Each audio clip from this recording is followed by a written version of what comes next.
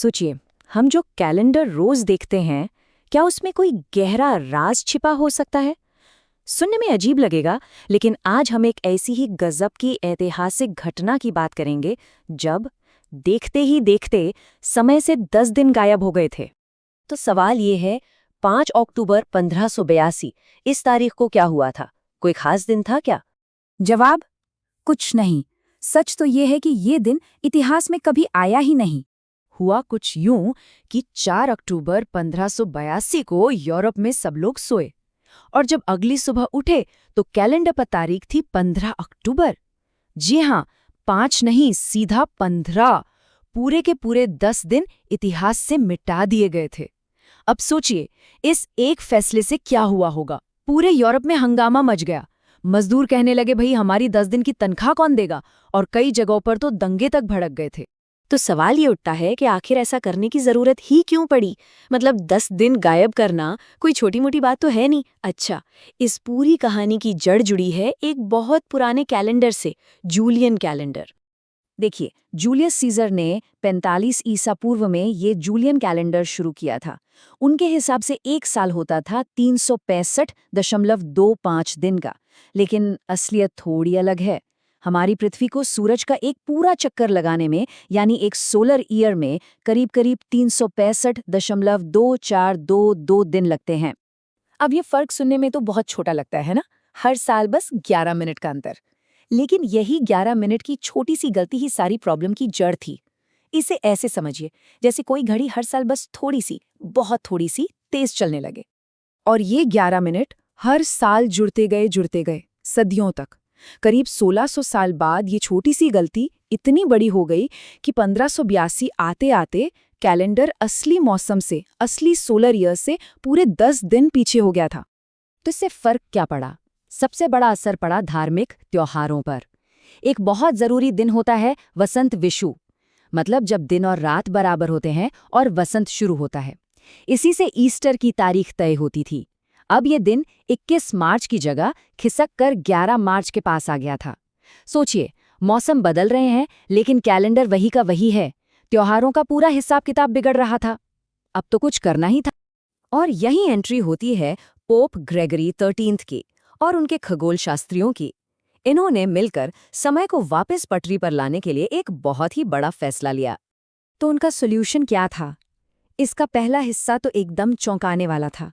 उन्होंने कहा, जो 10 दिन एक्स्ट्रा हो गए हैं उन्हें कैलेंडर से हटा दो, बस। इसीलिए 4 अक्टूबर के ठीक बाद अगला दिन था 15 अक्टूबर। लेकिन ये तो सिर्फ एक बार का फिक्स था। दूसरा हिस्सा और भी स्मार्ट था, ताकि ये गलती दोबारा हो ही ना। खगोल शास्त्री एलोयसियस लिलियस एक नया लीप ईयर का नियम लेकर आए। देखिए, नियम ये था, हर चौथा साल लीप ईयर होगा। सिंपल। लेकिन जो सेंचुरी वाले साल हैं, जैसे 1700, 1800, वो लीप ईयर नहीं होंगे। एक और ट्विस्ट था, अगर वो सेंचुरी वाला साल 400 से भी डिवाइड हो जाए, जैसे साल 1600 या 2000, तो वो लीप ईयर होगा। वाह, क्या कमाल का मैथमेटिकल सॉल्यूशन था। पर कहानी यहाँ सिर्फ साइंस की नहीं थी। तो क्या ये बदलाव पूरी तरह से साइंस पर आधारित था, या इसके पीछे कुछ और भी था? चलिए इस सुधार के पीछे की असली वजह और जो इसकी आलोचना हुई उसे भी समझते हैं।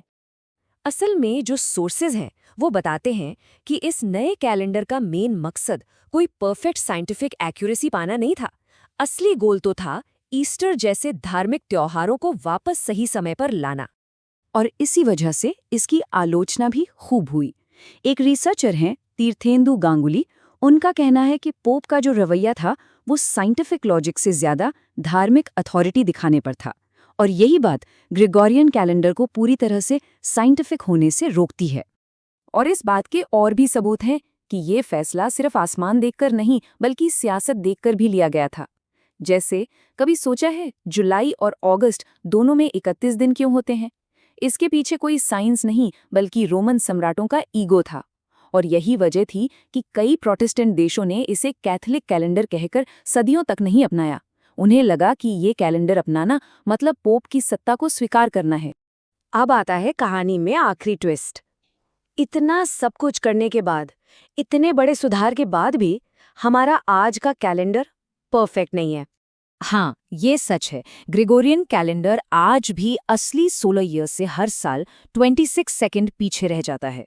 अब फिर से 26 सेकंड सुनने में तो कुछ नहीं लगता, लेकिन ये छोटी सी गलती हर 3300 साल में जमा होकर एक पूरे दिन का फर्क बना देगी। मतलब साल 4909 आते आते हमारा कैलेंडर मौसम से एक दिन आगे निकल जाएगा। तो प्रॉब्लम ये है कि ग्रेगोरियन कैलेंडर फिक्स्ड नियमों पर चलता है। ये इस बात का हिसाब नहीं रखता कि पृथ्वी की ऑर्बिट या उसकी स्पीड में हल्के फुल्के बदलाव आते रहते हैं। इसके उलट कुछ कैलेंडर हैं, जैसे ईरानी सोलर हिजरी या वैदिक पंचांग, जिन्हें ज्यादा सटीक माना जाता है। क्यों? क्योंकि वो फिक्स नहीं है, उन्हें लगातार आसमान में हो रही घटनाओं के हिसाब से एडजस्ट किया जाता है। तो ये पूरी कहानी हमें एक बहुत ही दिलचस्प सवाल पर लाकर खड़ा कर देती है। अगर हमारा मॉडर्न कैलेंडर, जिसे आज पूरी दुनिया इस्तेमाल करती है, वो भी पूरी तरह से परफेक्ट नहीं है, तो फिर एक परफेक्ट कैलेंडर आखिर दिखेगा कैसा? क्या ऐसा कैलेंडर बनाना मुमकिन भी है?